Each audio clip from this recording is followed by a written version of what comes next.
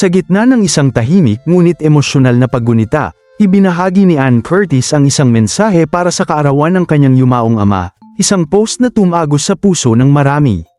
Happy birthday to my father dearest. Missing him with all of my heart. Sa kanyang mensahe, inilarawan ni Ann ang pananabik at pagmamahal na hindi kumukupas kahit pa wala na sa piling niya ang ama. Naisip pa niya kung paano kaya ipinagdiriwang ng mga anghel ang kaarawan nito sa langit.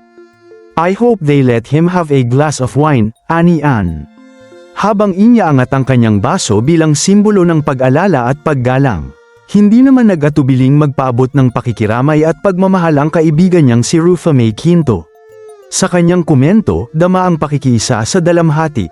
Sis, happy birthday to Daddy and yes, my deepest condolences to your family. Sabay tayo magluluksa, magdarasal at iiyak. Hugs. I love you and your dad. Pareho kayo Athena ng birthday, pareho din itong naganap dad niyo. I love you. Makikita sa mensahe ni Rufa ang lalim ng kanilang pagkakaibigan, isang samahang hindi lamang para sa masasayang sandali, kundi lalo't higit sa panahon ng pagluluksa. Ngunit tila mas naging mabigat ang mga araw para kay Ann.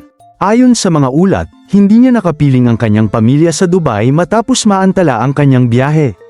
Ang kanyang flight mula Milan patungong Dubai ay nareroute at kinailangang bumalik sa Milan dahil sa tumitinding tensyon sa Middle East at pansamantalang pagsasara ng ilang airspace. Dahil dito, hindi pa tiyak kung nakabalik na ba si Ann sa Dubai upang makasama ang pamilya o kung bumalik na siya sa Pilipinas.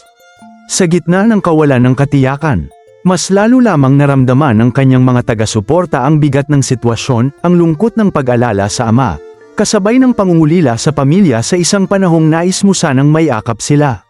Sa huli, ang kwento ni Ann ay paalala na kahit ang mga bituin ay dumaraan sa dilim.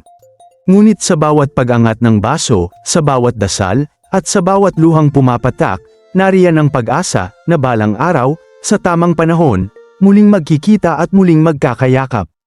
At tulad ng sabi ng isang tunay na kaibigan, sabay tayo magluluksa, magdarasal at iiyak.